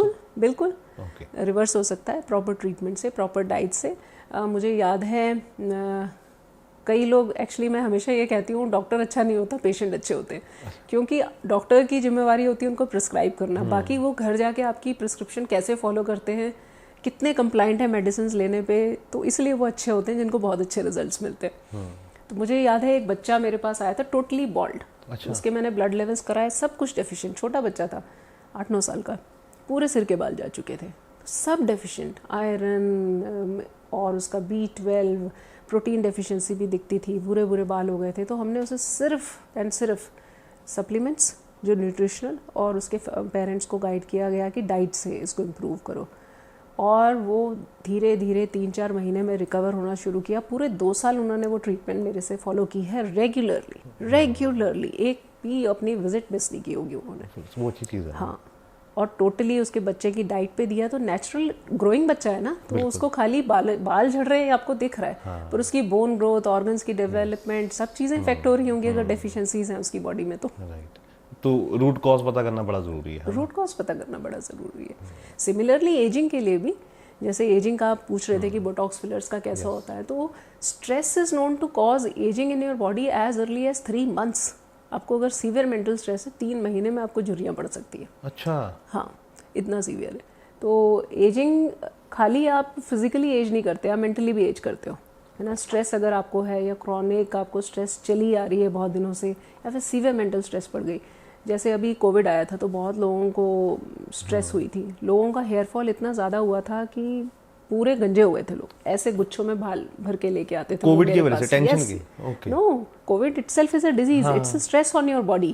मेंटल स्ट्रेस तो है ही, फिजिकल स्ट्रेस भी है। फिजिकल स्ट्रेस, रिंकल्स डेवलप हो गए, पेशेंट एकदम आके बोलता था 2 महीने में मैं इतना एज कैसे हो गई। तो अब जैसे बोटॉक्स और फिलर्स को लेके इतना स्टिग्मा है सोसाइटी में, वो इसलिए है कि हम जब सोशल मीडिया में सबसे पॉपुलर फिगर्स जो कि हमारे यहाँ सेलिब्रिटीज़ होते हैं उनका फेस देखते हैं, तो जिनका आप ओवरडन फेस देखते हो वो उन्होंने खुद करवाया होता है वैसा ओवरडन फेस। या तो डॉक्टर को नो कहना आना चाहिए या आपको पता होना चाहिए व्हाट इज़ नेचुरल। तो इट्स नॉट ऐसा कि आपका हर समय एंटी एजिंग प्रोसीजर आपके फेस पे अननेचुरली लगेगा। बहुत सारी सेलिब्रिटीज़ हैं बिल्कुल नेचुरली एज करते हैं, ग्रेसफुली एज करते हैं, because they have not overdone और played with their natural features. Okay, ऐसा होता है। तो पर हमने जब देखा होता है तो उससे आईब्रोज ऐसे हो गए, कोई आके बोलता है नहीं नहीं मुझे आदत पड़ जाएगी इस चीज़ की। Of course money is involve, it's little bit expensive procedure, ये होता ही है क्योंकि हमारे यहाँ जो भी क्वालिटी के प्रोडक्ट्स आ रहे हैं वो USFDA अप्रूव्ड है। मुझे लगता है अपनी बॉडी में कुछ लेना है तो हमने क्वालिटी का ही लेना चाहिए, वो बुरा तो लेना ही नहीं चाहिए। और जो अमाउंट ऑफ कॉन्फिडेंस ये आपका बिल्ड करता है, जो अच्छी फीलिंग आती है when you look at yourself in the mirror in the morning, आपको अपने आप को ही देख के सुबह बहुत अच्छा लगता है। वो तभी तो होगा ना। तो इफ यू आर, आप डेली अपना चेहरा देख रहे हो शीशे में और अच्छा नहीं लग रहा है कि मेरी आंख ऐसी हो गई, मेरा ये अच्छा हो गया, व्हाई नॉट? आप अपनी 4 ड्रेसेस भी कम ले लो but spend on your looks first. Just because ऐसा नहीं है कि ये मेरा प्रोफेशन है, आपको पहना हुआ भी तब अच्छा लग रहा होता है जब आप कॉन्फिडेंट होते हो, बिल्कुल, या आप ठीक लग रहे होते हो। अरे मैं आपको अपनी कहानी बताता हूँ, मैं 110 किलो था पहले, है ना। तो जब मैं पतला हुआ मेरे को कपड़े आने लग गए, मैंने कहा यार ये कितना अच्छी चीज़ है कि मैं इतने सालों से ध्यान क्यों नहीं दे रहा था अपने ऊपर, कि मैं खाए जा रहा हूँ अब पतला हो रहा हूँ। तो मेरे को लगता है कि यार नहीं, अपनी बॉडी पे ध्यान देना ज़रूरी है और स्किन केयर करना ज़रूरी है, आपको अच्छा दिखना ज़रूरी है, है ना। मतलब कि ठीक है काम होते रहेंगे ज़िंदगी में, आप पैसे कमाते रहोगे, है ना, जितने आपने कमाने हैं, लेकिन अपने शरीर पे भी तो ध्यान दो ना। जैसे आपने बोला आप वर्कआउट करते हो, है ना, तो वर्कआउट करना भी ज़रूरी है ना, है ना। और कितने घंटे करते हो रोज़? 1.5-2 घंटे, अगर 1.5-2 घंटे मिल जाए तो आधा घंटा मिले तो आधा घंटा। तो लेकिन बहुत सालों से करती हूँ योगा वगैरह नहीं, जिम, वॉक, कार्डियो सब करती हूँ मैं, वेट ट्रेनिंग भी करती हूँ। नहीं, वो अच्छी चीज़ है। और बाकी केयर क्या करते हो? पानी कितना पीते हो? मैंने ऐसे कभी लिमिट नहीं रखी है कि मुझे बहुत 2-3 लीटर पीना ही पीना है। I am not very calculative in these things. मुझे पता है कि ये मेरा पोर्शन कंट्रोल है, मुझे पता है मैंने इतना फ्रूट लेना है, मुझे पता है मैंने इतना प्रोटीन खाना है, तो आई एम डूइंग दैट। लेकिन जब मैं अगर ट्रेनिंग ले रही हूँ, वेट ट्रेनिंग अगर मैं ले रही हूँ, तो मेरे कोच जो भी मुझे बताते थे कि कितना कितना खाना है आपको, कितनी कैलोरीज खानी है, I used to follow that. और मैंने आते ही मैम से पूछा पहले कि आप चीनी ले रहे हो? मैम कह रहे मैं सब कुछ खाती हूँ मैंने नहीं छोड़ी है वो अच्छी चीज़ है ना, बिकॉज लोग डराते हैं आजकल चीनी से एजिंग हो जाती है ना, लेकिन एक्सरसाइज चीनी से एजिंग हो जाती है ऐसे, लेकिन मेरी चीनी ऐसा नहीं है ना कि मैं स्वीट खाती जा रही हूँ पूरा दिन में, सिर्फ चाय पी तो चीनी वाली चाय पी। सही बात है, ऐसा नहीं है कि रोज रात को 2 गुलाब जामुन खा लिए। नहीं, वो मैं नहीं करती हूँ, स्वीट टूथ है नहीं मेरा एक्चुअली ना। तो कभी अगर मुझे क्रेविंग होती है कि मुझे मीठा खाना है तो हाँ ठीक है, हाफ गुलाब जामुन मैं खाती हूँ, लेकिन ऐसा कुछ नहीं है कि मैं आदत है कि फोर्सफुली अपने आप को 4 गुलाब जामुन खा जाऊँ या नहीं। Sometimes if I like home bake cake, मुझे बहुत अच्छा लगता है, मुझे खाना है तो आई टेक अ स्लाइस, और वो चाहे मैं रोज एक छोटी छोटी स्लाइस ले लेती हूँ, लेकिन फिर मैं बाकी कैलोरी कंट्रोल करती हूँ ना अगर मैंने शुगर लिया। लेकिन ये नहीं है कि मैं ये नहीं खा रही, मैं वो नहीं खा रही, मैं सब खाती हूँ। और ब्लैक कॉफी स्किन के लिए ठीक है? एक्सेस में नहीं, लिमिट में अगर आप लेते हो तो ठीक है। A cup of coffee is okay. मतलब ऐसा नहीं कि दिन में 4-5। कॉफी की स्टडीज जो हैं, अभी रिसेंटली मैं एक अपने इंस्टाग्राम पे भी रील पोस्ट करने वाली थी, पर उसकी स्टडीज जो है वो हमें देखनी पड़ेंगी। एक्सेस ऑफ कैफीन जो है वो एक्ने भी कॉज करता है और आपको क्योंकि एजिंग भी कॉज करता है। है कॉफी एंटीऑक्सीडेंट, पर लिमिट में, अगर आप लिमिट में लेते हो it's good, nothing like it. अगर एक प्रोडक्ट पूछूं मैं आपसे जो आपके हमेशा आप कैरी करते हो, है ना, सिर्फ स्किन केयर के लिए, है ना, जैसे सनबर्न के लिए या कोई चीज़, तो वो क्या चीज़ होती है, क्या उसमें आप देखते हो? सनस्क्रीन कैरी करती हूँ हमेशा। ओके, वो लगानी है घर से निकलने से पहले? हाँ, वो मैं लगाती हूँ। मैं मेकअप नहीं करती हूँ, सनस्क्रीन लगाती हूँ मैं। ओके, हाँ, टिंटेड सनस्क्रीन आई यूज़। बाकी रूटीन में भी नहीं लगाती हूँ। आई यूज़, मेरा मेकअप सिर्फ है एक lip liner, lipstick, Kajal and sunscreen, ये 3 चीज़ें मैं अपने फेस पे लगाती हूँ। रात को मॉइस्चराइजर, वो भी अच्छी चीज़ है ना। तो जो फीमेल आपके पास आती हैं है ना, कई बहुत ज़्यादा मेकअप यूज़ करती हैं है ना, कई बहुत कम यूज़ करती हैं, तो ज़्यादा मेकअप की वजह से भी प्रॉब्लम होती है? ऑफ कोर्स, आपके पोर्स ब्लॉक होते हैं अगर आपके प्रोडक्ट सही नहीं है। कुछ हैवी फाउंडेशंस अगर पेशेंट लगा रहा है तो उनको एक्सेसिव मेकअप के कारण ब्रेकआउट्स होते हैं फेस पे। और बहुत ज़्यादा हार्श केमिकल लगाने के लिए जो रिमूव करते हैं उसको, कई लोग ओवर एक्सफोलिएट कर रहे होते हैं कि salicylic acid, glycolic acid, azelaic acid, जैसे कि मैंने आपको कहा कि सिर्फ नेट से सर्च करके वो सारी चीज़ें लगा रहे होते हैं, वेदर इट इज़ रिक्वायर्ड और इट इज़ नॉट रिक्वायर्ड, और that is harming your skin in return, और आपको पता ही नहीं होता वो चीज़ों के बारे में। तो स्किन केयर हमेशा कॉम्प्लिकेटेड नहीं होनी चाहिए, जो आपको सूट करता है वो आपकी स्किन केयर होनी चाहिए। अगर आपका कंसर्न है कोई तो उसका आप कोई इलाज लो और कोई सीरम्स यूज़ करो। अदरवाइज अगर आपको ब्रेकआउट या ये चीज़ें नहीं है तो एक आपको माइल्ड भी होना चाहिए अपने फेस के साथ, जेंटल भी रहना चाहिए अपने फेस के साथ। आपने अपनी ईटिंग हैबिट्स और एक्सरसाइज और डेली लाइफस्टाइल पे ज़्यादा फोकस करो, लेकिन ऐसा नहीं होगा कि कुछ बहुत चीज़ें लगा के आपके फेस के ऊपर आप बहुत ही एक्स्ट्राऑर्डिनरी दिखोगे। जो हमारी स्किन पे एक अच्छा ग्लो दिख रहा होता है या वो चीज़ें दिख रही होती हैं, वो हमेशा हर कोई पीआरपी, लेज़र, पील्स ये करवा ही रहा होता है, चाहे आप वो सेलिब्रिटी देखें या आप नॉर्मल लोगों को देखें। बहुत कम लोग होते हैं जो जेनेटिकली इतने ब्लेस्ड होते हैं कि उनकी स्किन वैसे ही बहुत ज़्यादा ग्लोइंग होती है। They should thank their parents. लेकिन अगर आपको वंस इन अ वाइल जाके ये सब कुछ कराना रहता है, तो जो आप सोचते हो कि मेरा चेहरा इसके जैसे हो जाए, कॉम्प्लेक्शन हो जाए, तो उसके पीछे सब चीज़ें होती हैं। हर चीज़, बहुत चीज़ मैटर करती है। आपकी सब्जियां, आपका पानी, आपकी मेंटल स्ट्रेस, जैसे आपने बताया, हर चीज़ मैटर करती है आपकी स्किन के लिए। मैटर करती है। अगर इसको भी, अगर आप कोई बोटॉक्स, फिलर्स, लेजर्स, आजकल लेजर्स भी करवाते हैं लोग, जैसे नीडल का किसी को फियर होता है कि हम नीडल से नहीं कराएंगे, तो अगर आपको अच्छा लगना है और आपको वो रोज़ चीज़ बॉदर करती है कि ये चीज़ मेरे में ठीक नहीं है, उसको करेक्ट करवा लो ना। बिल्कुल। ज़रूरी नहीं होता कि आपको बहुत हैवी बजट में डालनी रहती हैं चीज़ें, जितना आप अफोर्ड करते हो उतना करवाओ बस। धीरे-धीरे करवा होता है, महंगा भी होता है, धीरे धीरे करवाओ। इट्स नॉट जनरल कि आपको जब जाना है तो आपके पास 2-3 लाख रुपए होने ही चाहिए। No, it's not like that. सही बात। जितना आपके पास रहता है, you just have to go to the doctor, talk about your concerns and ask for a thing you can sustain, you can maintain in long run. तो जैसे अगर एक मेरे मन में अभी आया कि अगर मैंने बोटॉक्स करवाए हैं ना फेस पे, तो कितने टाइम के बाद वो ज़रूरी है कि दोबारा विजिट करें? 4 to 6 मंथ्स लास्ट करता है। ओके। एक प्यूरिफाइड प्रोटीन है बोटॉक्स, वो 4 to 6 मंथ्स के बाद रिपीट कराना पड़ता है। रिपीट करना ही पड़ता है? हाँ जी, वो रिपीट करना ही पड़ता है। आप साल में 2 बार मान के चलिए, करना पड़ता है उसको रिपीट। लेकिन वो ठीक है, इतने पैसे तो आपको लगाने चाहिए अपने ऊपर। पार्टी पे भी तो पार्टी पे भी तो खर्च करते ही हैं हर महीने। हाँ, अपनी विश है। अगर आप इसको देखें तो आपकी कॉस्ट कितनी पड़ी जाके, आपको पर मंथ भी 2-3 हज़ार सिर्फ कॉस्ट पड़ती है, जो आप एक एंटी एजिंग क्रीम पे स्पेंड कर देते हो, और वो एंटी एजिंग क्रीम आपके रिंकल्स फिर भी गायब नहीं कर पा रही। सही बात है, वो फिर भी कुछ नहीं कर पाएगी। अगर वो आप बल्क को जो आपने खर्चा है उसको अगर आप 6 महीने में डिवाइड करो तो फिर वो आपको बिल्कुल थोड़ी सी अमाउंट आती है। और अगर you start thinking like that कि वहाँ पे आप अपनी मर्जी नहीं कर रहे हो, एक स्पेशलिस्ट डॉक्टर है जो इस चीज़ को आपको रेकमेंड कर रहा है ना। हाँ? और वो ज़्यादा अच्छी चीज़ है, ज़्यादा अच्छी चीज़ है, क्योंकि बिकॉज हम हर चीज़ को बीमारी मानते हैं, हम इस चीज़ को बीमारी नहीं मानते। बीमारी तो नहीं, लेकिन हम कंसल्ट करना नहीं समझते इसको। बाकी हर चीज़, हमारी उंगली में दर्द हो जाए तो हम डॉक्टर के पास पहुंच जाते हैं। हाँ, वही ना, because it's not a pain point ना। मतलब कि पेन पॉइंट होती है तो पीपल गो। हमें लगता है कि अगर पेट में कुछ हो गया या कैंसर हो गया तभी डॉक्टर है ना, बल्कि इन चीज़ों के लिए भी डॉक्टर हैं, और उनके लिए भी। ये हमारी डिफरेंस है वेस्टर्न सोसाइटी से, हमारी इधर पे थोड़ा डिफरेंस है। वहाँ से जितने भी अगर फॉरेन से जो भी क्लाइंट्स मेरे पास आते हैं, उनके मन में ऐसा कुछ स्टिग्मा नहीं होता है ना, कि वो ये नहीं करवाएंगे, वो नहीं कराएंगे, ऐसा कुछ नहीं है उनके मन में। They want to live their life basically, अच्छे से रहना चाहते हैं, अच्छे से करना अच्छा दिखना चाहिए है ना। और जैसे आप लेज़र भी करते हो ना। हाँ, लेज़र तो आजकल लेज़र से आपके आईब्रोज को हम परमानेंटली ऐसा कर सकते हैं। हाँ, कर सकते हैं। तो ये ठीक चीज़ है, इसको रिवर्स कर सकते हैं अगर किसी को नहीं। आप जो लेज़र हेयर रिमूवल से जो रिडक्शन कराते हैं, आजकल रिमूवल नहीं रिडक्शन कहते हैं इसको, 70% तक आपके बाल जो है रिड्यूस हो जाते हैं, पतले हो जाते हैं और दूर दूर हो जाते हैं। डेंसिटी रिड्यूस हो जाती है लेज़र हेयर रिमूवल से, और जो इसका रिजल्ट होता है वो परमानेंट होता है।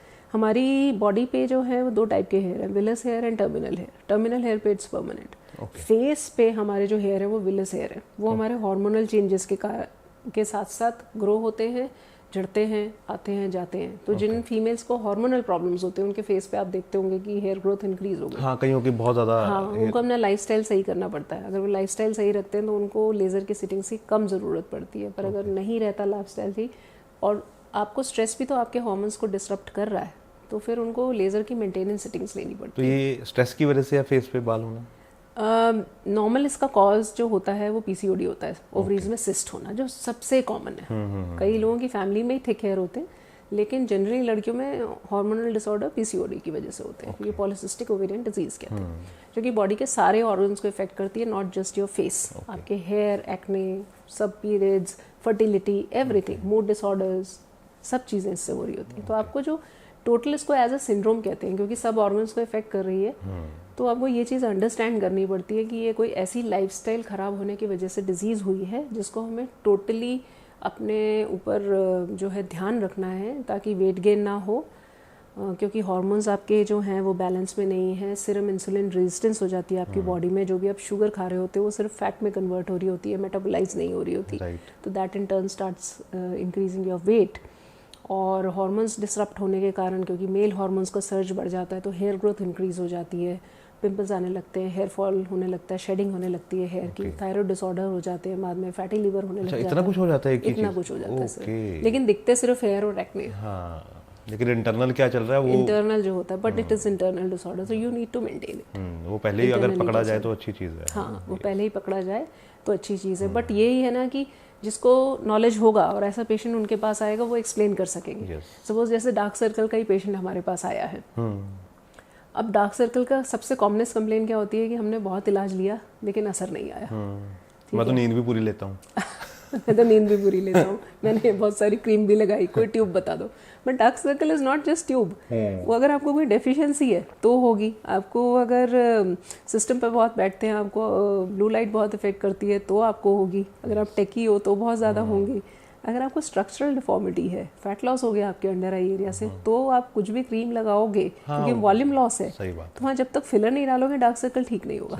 अच्छा, वहाँ पे भी फिलर आजकल फिलर डलता है अंडर आई में, तो इसलिए वही जैसे मैंने बताया कि कॉज रूल आउट करना बहुत ज़रूरी है। तो जो जिस चीज़ का स्पेशलिस्ट होता है, तो अगर मेरे पास कोई पेशेंट आएगा तो मैं देख सकूंगी ना, क्योंकि मैं वो करती हूँ। लेकिन जिन्हें पता ही नहीं है अंडर आई फिलर्स के बारे में, वो कैसे गाइड करेंगे पेशेंट्स को इस बारे में कि तुम्हें क्या प्रॉब्लम हो रही है और तुम्हें क्या ट्रीटमेंट कराना चाहिए। तो इसलिए यहाँ पर आपको जो है स्पेशलाइजेशन का फ़र्क पड़ता है। कई बार बोटॉक्स फिलर्स के बारे में लोग कहते हैं कि महंगा प्रोडक्ट है तो कितनी देर लगेगी पूछे थे। तो अगर हमने क्रीम एनेस्थीसिया लगा के किया, अगर मुझे कोई बोलेगा तो मेरे लिए तो 10 मिनट का काम है, क्योंकि मैंने इसमें इतने साल लगाए हैं। सही बात है, प्रैक्टिस एक्सपीरियंस में, प्रैक्टिस में, कि 10 मिनट में सही कैसे लगाना है। सही बात है। कौन से मसल पे सही लगाना है। सही बात है। तो वो एक प्रैक्टिस है। ऐसा नहीं है हर कोई आपको 10 मिनट में नहीं लगा सकता वो इंजेक्शन, और 10 में सही लगाना सबसे बड़ी बात है। तो कई लोगों को लगता है प्रोसीजर तो इतना छोटा है लेकिन महंगा है, पर उस प्रोसीजर को इतनी सी देर में आपको बिना किसी साइड इफेक्ट के करना इज एक्सपीरियंस। वो पैसे उस चीज के नहीं है, वो पैसे आपके एक्सपीरियंस के हैं। वो पैसे एक्सपीरियंस के, है ना, वो लोगों को समझना चाहिए कि वो पैसे एक्सपीरियंस के हैं। आपको राइट इंजेक्शन राइट पॉइंट पे बिल्कुल कैसे लगेगा, आपको राइट इफेक्ट कोई कैसे दे सकेगा, जिसको पूरी इसकी नॉलेज होगी। सही बात। तो कई बार आके पेशेंट्स कहते भी हैं ये कॉस्ट का डिफरेंस कैसे आ रहा है, वो तो इतने का लगा रहे हैं, आप इतने का लगा रहे हैं। दैट डिपेंड्स ऑन कौन सा फिलर यूज कर रहे हैं, कौन सी कंपनी का बोटॉक्स यूज कर रहे हैं। सॉरी, मैं ना बीच में आपको रोक रहा हूँ। मुझे ये नहीं समझ आता, लोग अच्छी चीज भी चाहते हैं, फिर ये करियाने वाली चीजें क्यों करते हैं ना, कि वहाँ पे इतने का मिल रहा है, वहाँ पे इतने का मिल रहा है। ये नहीं करना चाहिए। सबसे कॉमन क्वेरी हमारे यहाँ पे ये कितने का है, हाँ, ये प्रोसीजर कितने का है, ये कितने का है। और अच्छा, आप कभी नोटिस करना, कभी दूसरे डॉक्टर से नहीं पूछेंगे वो किसी और डॉक्टर के पास गए होंगे ना, जैसे तो? लीवर के लिए, हड्डी के लिए, वो नहीं बोलेंगे सिर्फ हाँ डॉक्टर साहब वहाँ पे तो प्लास्टर इतने का लगा रहे हैं, यहाँ पे आप इतने का लगा रहे हैं। है ना, वहाँ नहीं, वहाँ तो जितने मांगे उतने रख देने। और फिर अगर लेजर्स की कॉस्ट भी कहीं डिफरेंट है, तो वो इसलिए है कि कौन सी लेजर है, उसकी कितनी सेफ्टी लेवल है, उसका मशीन कैसी आ रही है, उसका हैंड पीस कितने का आ रहा है, डॉक्टर की एक्सपीरियंस कितना है, एक्सपर्टीज कितनी है।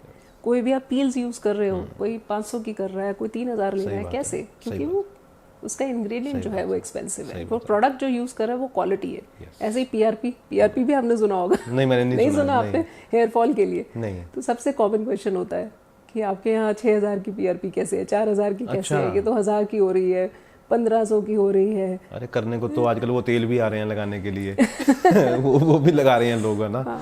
वो एक आई थिंक R95 भी आती है कुछ, हाँ है ना, वो होम्योपैथिक में। हाँ, तो तो वो भी इस लगा तरह रहे की हैं। काफ़ी सारी मेडिसिन हैं, लेकिन अगर आप कहीं पे डिफरेंस देखते हो किसी चीज़ की कॉस्ट का, तो उसके पीछे के जो बैकग्राउंड सही है बात है, वो चीज़ में डिफरेंस होता है। सही बात फिर आप कहते हो कि हमने तो इतना कराया, रिजल्ट नहीं आया। ये हमने पैसे देख के कराया सही ना, बात है। क्वालिटी देख के नहीं करवाया सही आपने, बात इसलिए है। रिजल्ट नहीं आया। रोल्स रॉयस सस्ती नहीं आती है, उसके लिए पैसे खर्चने पड़ते हैं। पैसे खर्चने पड़ते हैं। Yes. और एक चीज़ और पूछनी थी आपसे, अगर हम साबुन से मुंह धोते हैं ज़्यादा तो वो ठीक है?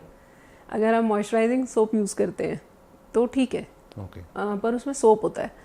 तो हमें बेसिकली क्या ज़रूरत पड़ती है, जो फेस वॉशेस और सोप का फैशन चला है वो किस लिए चला हुआ है कि अगर आपको माइल्ड क्लेंजर्स यूज़ करने हैं तो नॉन सोपी फेस वॉशेस आप यूज़ करते हैं। ओके। या आपको अगर एक्ने का कंसर्न है, ऑयली स्किन है, तो salicylic based face washes use करते हैं। टैनिंग वगैरह है तो glycolic acid based face washes use करते हैं, पर कितना परसेंटेज है उसका उसमें।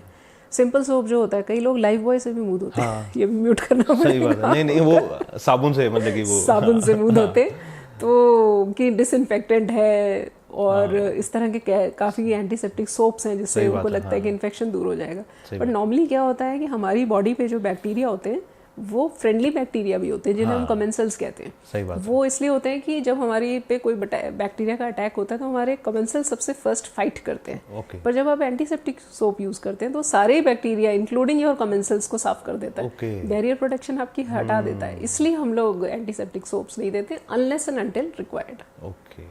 हमेशा के लिए यूज़ करने के लिए नहीं ये देते। सी बहुत सारी चीज़ें हैं ना, ये लोगों को पता होनी चाहिए, है ना। और ये अच्छी चीज़ है। और इंस्टाग्राम करना कितना मुश्किल है आपके लिए?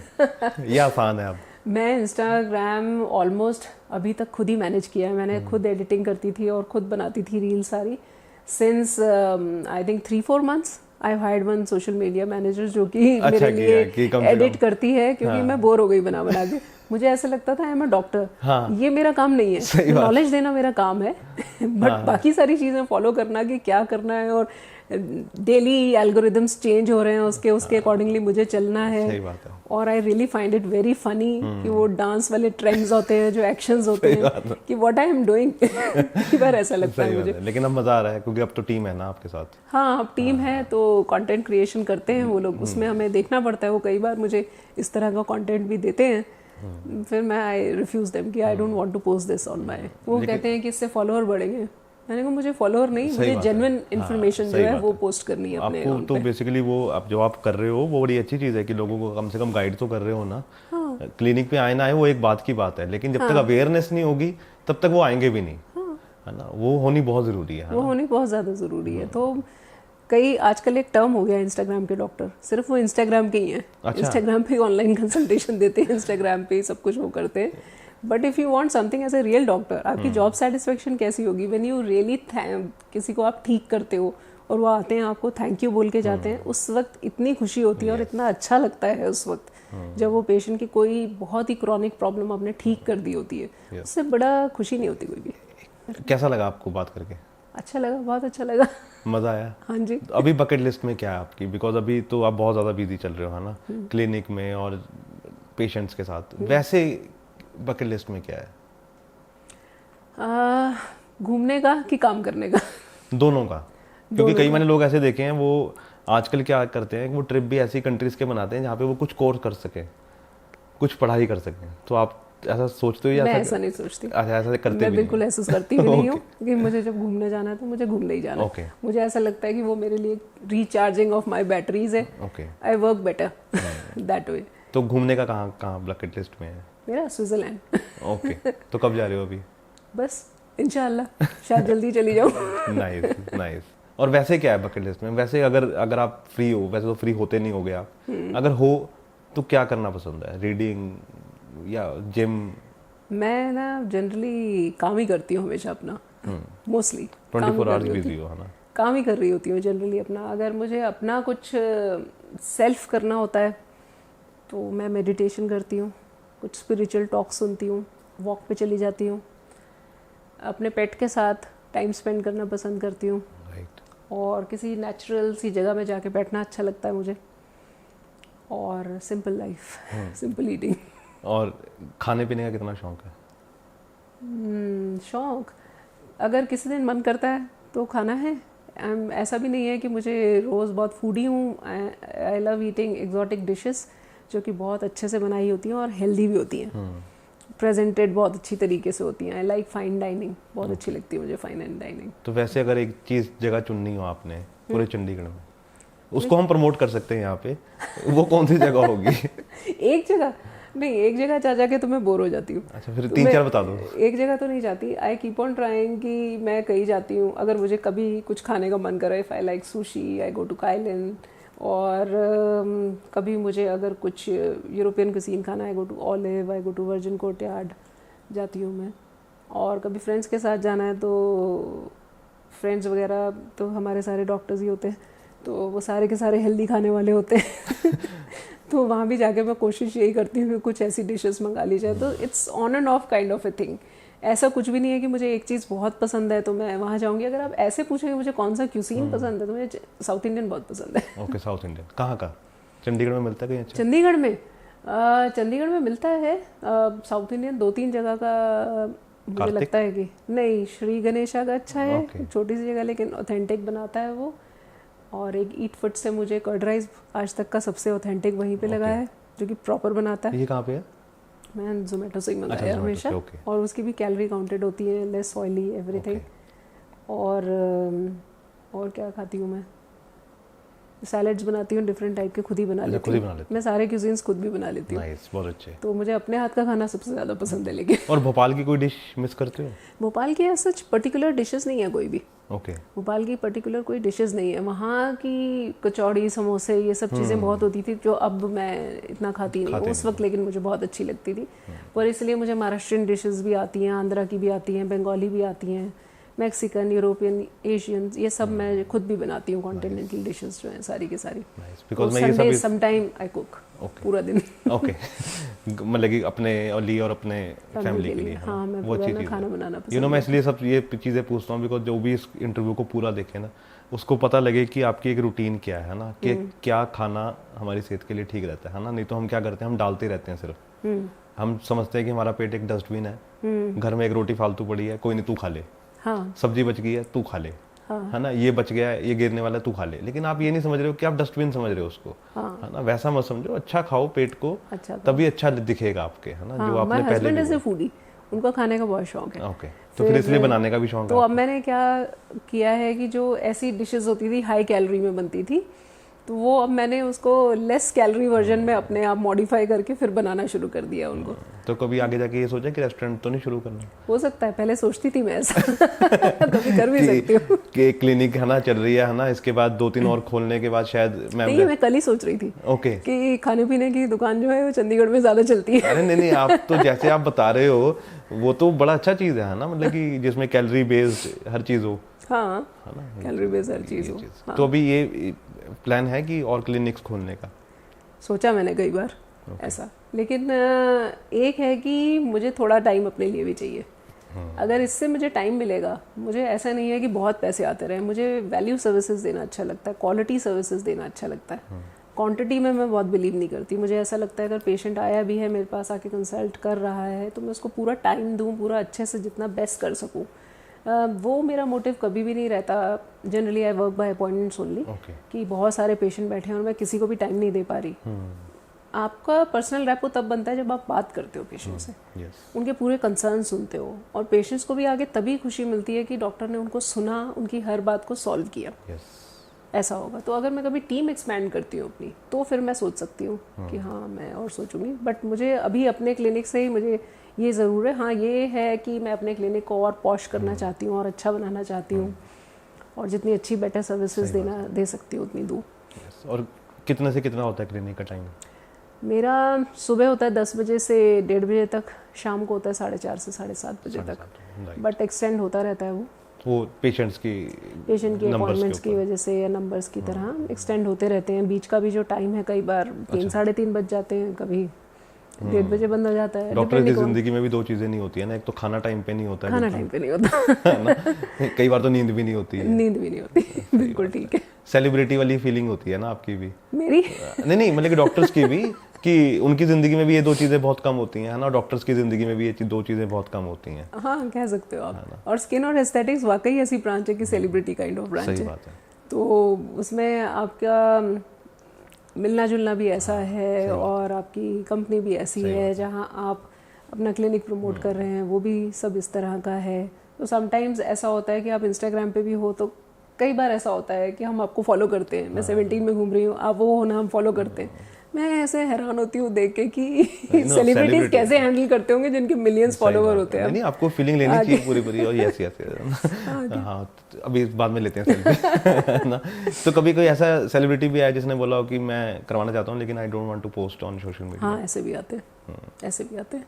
वो टैबू हटना, काफी आते हैं, वो टैबू हटना जरूरी, काफी आते हैं ऐसे जनरली। बिकॉज अगर वो प्रमोट करेंगे, बिकॉज क्या है ना कि हम उन लोगों से बहुत ज़्यादा इन्फ्लुएंस होते हैं है ना, तो अगर वो सही तरीके से इसको प्रमोट करें तो हो सकता है कि लोगों को अवेयरनेस आए सही तरीके से। पर जो भी एस्थेटिक ट्रीटमेंट्स का मैंने जैसे बताया ये है हिंड्रेंस यहाँ पे कि जो भी करवाता है वो कभी रिवील नहीं करना चाहता कि हम ये ट्रीटमेंट्स करवाते हैं। सही बात। स्पेशली सेलिब्रिटीज जहाँ से जेन्युइनली ट्रीटमेंट्स जाके ले रहे होते हैं कभी रिवील नहीं करते। अगर आप उनकी पोस्ट वगैरह भी देते हो तो that is a different matter, कि अगर आप उनके प्रोफाइल पे देख रहे हो पोस्ट वगैरह तो that is a different matter. Punjab में थोड़ा सा कम है, बॉलीवुड तो चलो ओपन ही है हर चीज़ के लिए, वो तो सारे हम बोल देते हैं, वो बोलते भी हैं सबको और अपनी स्टोरीज भी डालते हैं, दिखाते भी हैं, लेकिन that is some other part of the story या सम अदर पार्ट। करवाते सब है, no celebrity is god gifted and born. सही बात है, आजकल तो बिजनेसमैन भी करवाते हैं, या ऑफ कोर्स करवाते हैं, यस सब करवाते हैं। सही बात है। तो thank you so much ma'am, कैसा लगा आपको? बहुत अच्छा लगा आपसे मिलके।